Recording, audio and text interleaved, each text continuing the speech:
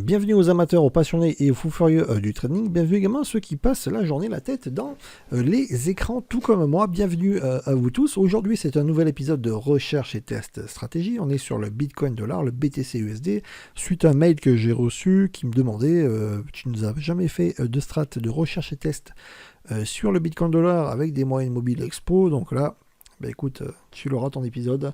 BTC USD, Bitcoin dollar en temporalité 5 minutes, 3 moyennes mobiles exponentielles avec des chandeliers japonais sur cotation CFD qui est un broker ECN, le broker que j'utilise tous les jours qui s'appelle IC Market, alors lien sous la vidéo. Alors, avant de commencer, n'oubliez pas que la pratique et l'activité du trading était ultra risquée. L'ultra majorité des gens se font tondre sur le marché, ce n'est pas pour rien, ça n'arrive pas qu'aux autres, c'est plus de 70%, et selon les brokers, c'est même 80% des gens qui se font tondre, le mot est exact. Pourquoi Pour plein de raisons, mais déjà, il n'y a aucun hasard en trading, ce n'est pas du casino, on ne prend pas des positions comme ça au hasard.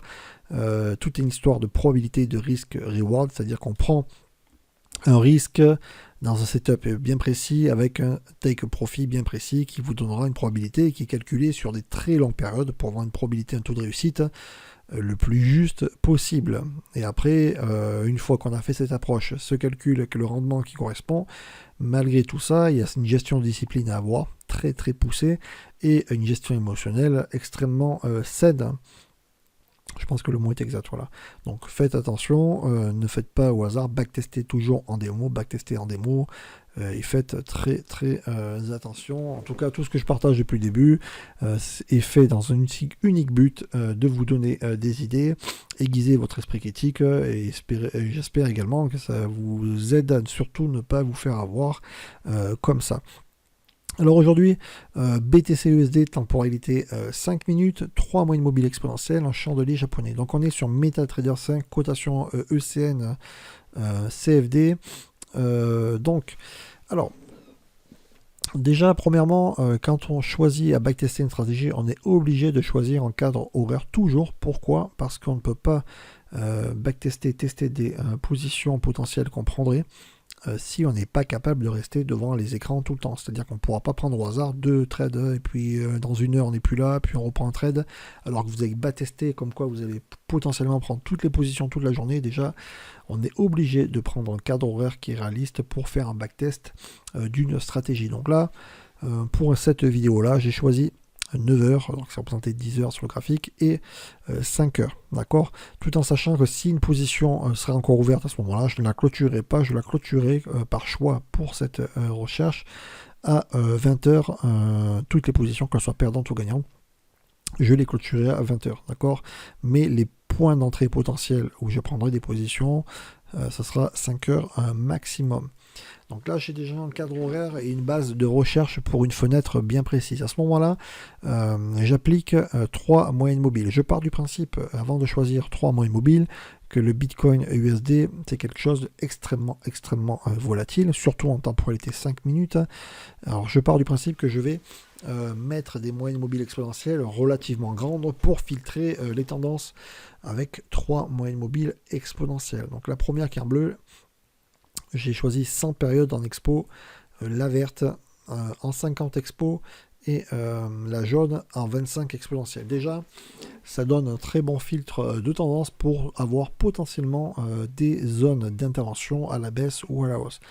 Règle extrêmement importante pour cette recherche, il faut obligatoirement que les 3 moyennes mobiles exponentielles soient orientées dans le même sens et aucune de croisée pour potentiellement rechercher ou des positions à la baisse ou des positions à la hausse. Donc là, dans ce cas-là, c'est le lundi 24. On voit la bleue tout en haut, la verte 50 au milieu et la 25 en bas, la jaune. Donc elles sont superposées à la baisse, aucune n'est croisée et je vais potentiellement pouvoir rechercher que des positions à la baisse. Et on peut le voir tout au long de la journée, il n'y a que des positions potentielles à la baisse. Et à partir du moment où il y a une des moyennes mobiles expo qui est croisée, peu importe laquelle, elles ne sont pas superposées dans le bon sens, il n'y a plus de position potentielle à prendre et je dois attendre une issue une exposition des moyennes mobiles exponentielles favorable là, peut-être que s'il redescend après potentiellement, ok. Donc ça c'est une autre règle. Là, à partir de là, le 24 à 9h, ouverture de marché, le chandelier se clôture, je vais potentiellement rechercher que des positions à la baisse. Donc là, le but de cette recherche de stratégie que je vous partage, à backtester sur des très longues périodes, là je vais vous montrer que quelques jours dans cette idée, je trouve ça intéressant.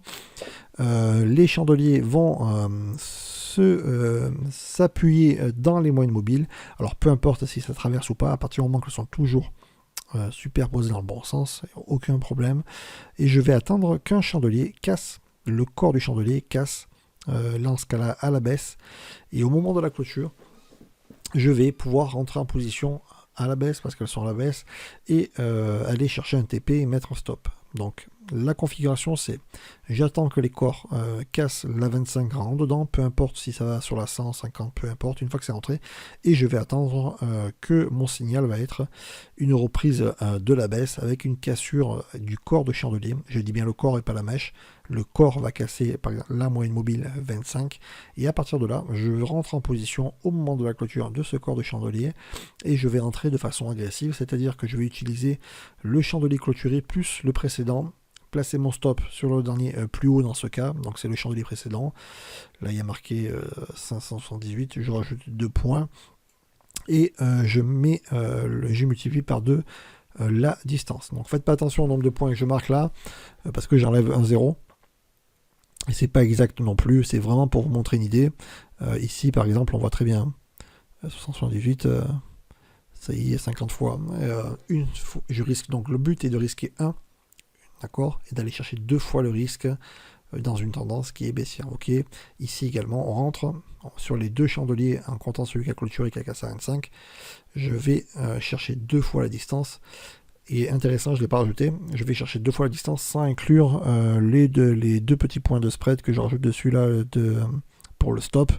Je rajoute 2 fois la distance des 2 chandeliers, sans compter les 2 petits points, je multiplie par 2 et je mets mon TP en bas. Ok. Ici également, il y en a un, ça casse, on rentre dedans, alors c'est mal fait, on voit pas bien, mais ça rentre, et on va chercher 2 fois la distance. Ok, ici c'est perdant. Donc alors, je n'ai pas, donc c'est pas exact au niveau des points, mais je pense que vous avez très bien compris le principe. Surtout que j'ai enlevé un 0, d'accord. Ça c'est pour lundi. Donc également, alors ici on voit au moment d'avant l'ouverture, on voit que les 3 moyennes mobiles sont exposés, orientés. Je vais y arriver à la baisse. Je suis fatigué, c'est le soir.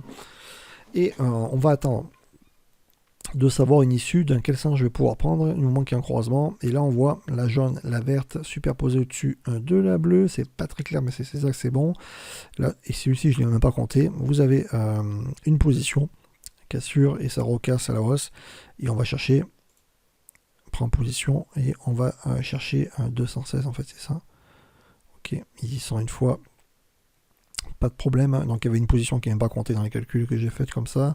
Ici également, vous avez une position et les gagnants derrière. À savoir que par exemple dans ce cas-là, il y a une deuxième position qui arrive et le premier n'a toujours pas eu d'issue. Dans ce cas-là, par exemple, dans ces recherches, premières recherches comme j'ai fait comme ça pour vous partager, je prends toutes les positions même s'il n'y a pas eu d'issue. Je le prends en compte parce que c'est ce que je ferai moi, pas parce que j'ai forcément raison ou parce que j'ai une meilleure idée ou quoi que ce soit, ça n'a rien à voir avec ça, c'est parce que tout simplement je suis capable de le faire en réel quand je trade moi, sur le DAX ou ça, quand j'ai des strats qui tournent, j'en ai qui sont avec plusieurs positions en même temps, alors que la première par exemple n'a pas eu encore d'issue. Donc si vous faites un backtest et que vous continuez à rechercher par rapport à ce que je vous ai partagé sur des longues périodes, prenez en compte ce que vous-même vous êtes capable de faire, le risque que vous êtes capable de prendre. Alors bien sûr, forcément, c'est pas moi qui vous dis, hein, faites du démo, backtestez du démo, surtout du démo, ne faites pas n'importe quoi. Mais il faut toujours prendre en compte réellement, comme le cadre horaire, de savoir ce qu'on est capable de faire réellement, parce que si on dit oui, ça donne tant de points de 8h du matin à 21h, sur du 5 minutes, qui c'est qui est capable de rester de 8h du matin à 9h le soir, sur du 5 minutes non-stop et ne pas rater un trade. Une semaine à la rigueur, ça va, 2 semaines, un mois, 2 mois. Le but dans le trading, c'est de toujours être là dans 1 an, 2 ans, 3 ans et de continuer à être profitable sur des très longues périodes. Donc prenez en compte dans vos recherches de backtest ce qui est réellement possible par votre part. pour faire des recherches. Donc, en gros, si vous pouvez prendre qu'une position en attendre l'issue, il faudra calculer ça dans vos recherches par rapport à ce que je partage. Également ici, et ici les perdants, position entrée, les deux chandeliers, je prends le stop là, et on voit j'ai fait une ligne. Bon, le bouge, donc c'est pas exact. Également ici, position perdante ici dessous. Donc on voit le deuxième ici. Ici encore une entrée, cassure. Peu importe si ça suit de 5-6 chandeliers, du moment qu'on a une cassure de la moyenne mobile 25 et que les trois sont superposés dans le bon sens, là, dans ce cas-là, c'est à la hausse, on rentre et on va chercher le stop par rapport aux deux chandeliers le plus bas, dans ce cas-là, et on multiplie par 2. Ok. Donc voilà. Donc sur ces jours qui arrivent, ils ont tous été profitable, en tout cas théoriquement, sur ce que je partage. C'est toujours à vérifier l'exactitude. En tout cas, les nombres de points, c'est pas exact. Je l'ai fait vite fait pour vous partager une idée de recherche sur le net. Alors, également, je sais même plus si je l'ai dit, je suis vraiment fatigué au départ. Sur le cadre horaire, donc là, dans cette recherche-là, cette première recherche ébauche, les positions à prendre au maximum, ça va jusqu'à 5 heures du soir, qui est représenté à 18 heures, représenté par une ligne. Et si une ou des positions sont toujours en cours et qu'elles ne sont toujours pas trouvées d'issue à 20 heures, je clôture tout, que ce soit gagnant ou perdant. Donc c'est pour ça qu'ici, il y en a un trade qui est gagnant bien plus tard. Et donc, voilà. Donc ici, pareil également, 3 superposés. On attend l'ouverture, chandelier clôture, et après on peut rentrer potentiellement à la hausse dès qu'on a un repli, et hop, là il y a 1, 2, 3 positions qui sont favorables. Là on a des perdants, ici perdant, et malgré ça, encore une fois, c'est gagnant. Donc je rappelle encore une fois, en fait c'est 320, 260, 220, mais j'ai enlevé un 0, c'est vraiment pour vous donner une idée. Le nombre exact de points, vous pourrez vous-même le travailler, en tout cas c'est très intéressant. Ici également, superposer 1, 2, 3. Donc, alors, cette recherche et test stratégie, j'espère que ça vous plaît. Je ferai d'autres partages. N'hésitez pas à liker, laisser des commentaires.